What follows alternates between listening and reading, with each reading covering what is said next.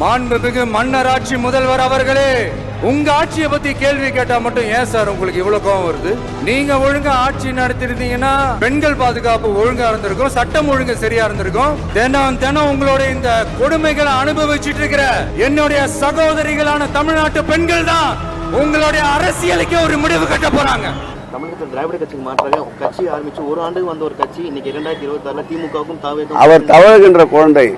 நாங்கள் பிடி உஷா போல் பல்வேறு ஓட்டப்பந்தயங்களை பங்கேற்று வெற்றி கண்டவர்கள், பல கரடுமுரடான பாதைகளை கடந்து வந்தவர்கள், சிறை என்றால் என்னவென்று தெரியாதவர்கள், போராட்ட களம் என்றால் என்னவென்று தெரியாதவர்கள், ஆர்ப்பாட்ட களம் என்றால் என்னவென்று தெரியாதவர்கள், பொதுக்கூட்டம் என்றால் என்னவென்று தெரியாதவர்கள், மக்கள் பணி என்றால் என்னவென்று தெரியாதவர்கள், புயல் மழை வெள்ளம் போன்றவற்றை கூட தன்னுடைய இருப்பிடத்திற்கு அழைத்து வந்து 10 பேர்களுக்கு நலத்திட்ட உதவிகளை கொடுத்து அதை எடுத்து போட்டோ போட்டுக்கொண்டு அதையும் பிரசுரிப்பதற்கு ஊடகங்கள் தயாராக இருந்தால் தமிழகத்தின் நிலை இப்படித்தான் இருக்கும், இப்படித்தான் பேசிக் கொண்டிருப்பார்கள். ஒரு சினிமா வரி பாடல் தான் நினைவுக்கு வருகிறது.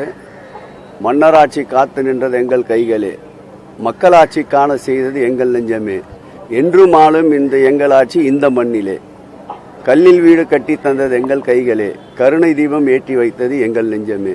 இதுதான் அவருக்கு பதிலாக சொல்லிக் கொள்கிறேன். பெண்கள் தான் இந்த ஆட்சியை மீண்டும் 2026ஆம் ஆண்டு தூக்கி பிடிப்பார்கள். இன்றைக்கு எங்கு போனாலும் மாண்புமிகு தமிழக முதல்வர் எங்கள் உயிரினும் மேல அன்பு தலைவர் தளபதி அவர்களை வரவேற்கின்ற கூட்டம் எதுவென்றால் அதில் 80% பெண்கள் கூட்டம்தான். எங்களை சுற்றி நிற்பவர்கள் கூட பாருங்கள்.